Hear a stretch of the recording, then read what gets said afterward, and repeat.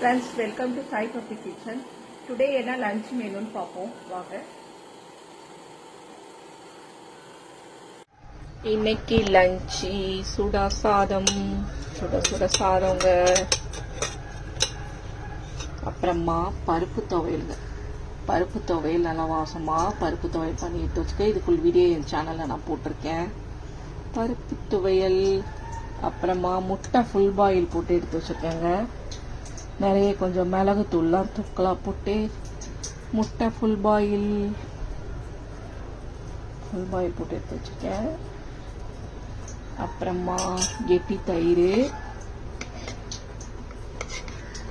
அப்புறம் பச்சை புளி ரசம். என் ஹஸ்பண்ட் கேட்டாரு பச்சை புளி ரசம். இது ஃபுல் வீடியோ என் சேனல்ல நான் போட்டிருக்கேன். பச்சை புளி ரசம் போட்டு பண்ணி எடுத்து வச்சிருக்கேன்.